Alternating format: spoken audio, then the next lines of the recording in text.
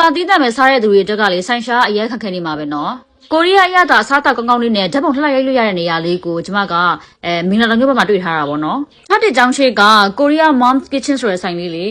ပျောက်ဆုံးနေတဲ့နိဗ္ဗာန်ပုံလိုပဲရှာဖွေတွေ့ရှိခဲ့တယ်ပေါ့နော်အရှိဆုံးကကျမစားတာကျမအကြိုက်ဆုံးအိုက်ဆိုင်ရဲ့ signature ဖြစ်တဲ့ amaze slut လေးပေါ့နော်ကျမအရန်ကြိုက်တယ်ဒါကတော့ဒုတိယမြောက် signature ဖြစ်တဲ့ထမင်းတုပ်လေးပါရှင်တော်တော်စားကောင်းဒါကကျမမောင်လေးရဲ့အကြိုက်ပေါ့ကျမတော့ဘိုကြီးကိုတိတ်မကြိုက်ဘူးဒါတော့ဘိုကြီးဖြစ်ပါတယ်ရှင်သူ့ရဲ့လေ kimchi ထဲမှာတော့မုံလောက် kimchi လေးတော်တော်စားကောင်းတယ်လုံးဝကြွရွာနေတာပဲ kimchi ထမင်းကြော်လေးစားလိုက်ပါပြီရှင်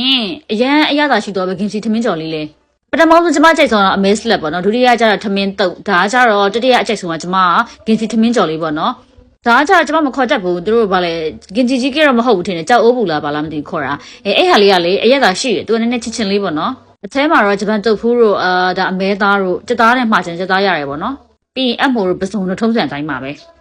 နှခမ်းနဲ့အပူနဲ့မတည့်ပါဘူးဆိုရအောင်တော့ကျမစားလိုက်သေးတယ်အရန်စားချင်လို့ဆိုပြီးတော့လေအထဲမှာပါဝင်ပစ္စည်းရတော့အရန်များတော့ပဲဒါကတော့ငါးသားပြပေါ့နော်ကျမအမဲစားနေကြကျမအကြိုက်ဆုံးသူ့ရှိရစီမွေးရလေအလုံးဝအရသာရှိတယ်ကျမရဲ့မျက်နှာကိုပဲကြည့်ရတာရှိတာမရှိတာကျမအကြိုက်လို့လားတော့မသိဘူးเนาะသူ့စီမွေးလေးရောသူ့ရဲ့ဟင်းရရောအကုန်လုံးရတာရှိတယ်